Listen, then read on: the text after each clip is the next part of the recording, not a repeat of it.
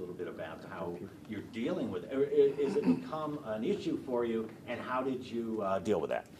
Many of the patients were bilingual, so they were able to provide some history in English. And then we also actually utilized all of our translation services through the entire hospital. We had brought down, so we had over 15 or 20 translation devices, actually more translation devices than patients arriving available. Sure. I know you train for this all the time. Have you ever had a mass casualty incident with this many patients at once? It's been a long time. Yeah, I can. Can you recall any others that One way here? out, maybe not this many patients. Okay. You know, but on a microscopic scale, we do this every day, right? So any patient that comes in here from a car wreck or a gunshot or a fall, they're evaluated in the same way. So you're just multiplying that. And we use force multipliers by bringing all the assets we have in the hospital. So we bring all the residents down on the surgery that are in the hospital that may be on other services. All the orthopedic physicians and their residents came down.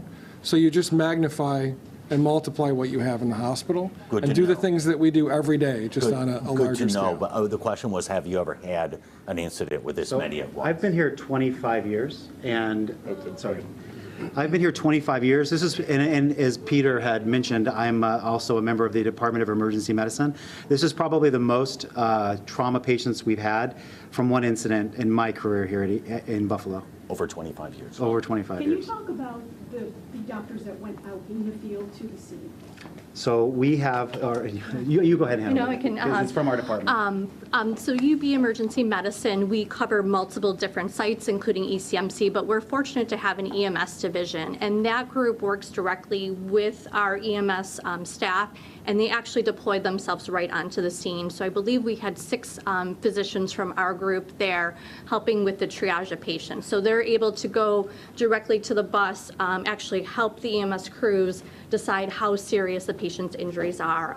Other hospitals did receive patients with lesser injuries than ECMC, but all the critical patients, they were able to identify on scene, identify who would need mercy flight, and then be transferred here. So that was a huge asset, having so many trained staff on scene who have done these mass casualty drills or have been part of them, not only in New York or other states. If you know, how many Mercy Flight landings were here today? I believe we had 4. 4, yeah.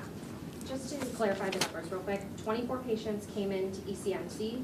2 of them went to the operating room, the 2 others to trauma ICU. That's right? I believe that's right. Yes. And the remainder are being evaluated. Yeah, so. we still have 20 that are currently in our department receiving active care. Do you know the breakdown, because I've heard that, some of course went to Strong as well, and like you said, there were other hospitals involved, so do you know the breakdown as far as, how many, like the percentages? I can't speak to the other hospitals. I know we did receive the majority of the patients from what I'm hearing from the physicians on the scene, yeah. Were there any fatalities? If so, how many? I will probably direct that back to the staff on the scene, but we were told that there were several fatalities on the I think scene. New York State Police may have that information for you from Okay. the scene, yes. Anybody else? I know Buffalo News just arrived, and so if you want to. And I think to reiterate, I know this question was asked, but we were able, with the new emergency department, we went from a very small department in the old hospital, but now we have a 53-bed emergency department. We have 4 large trauma bays. We were actually able to clear every room with the help of our medicine colleagues so that if we did receive all 50-plus patients,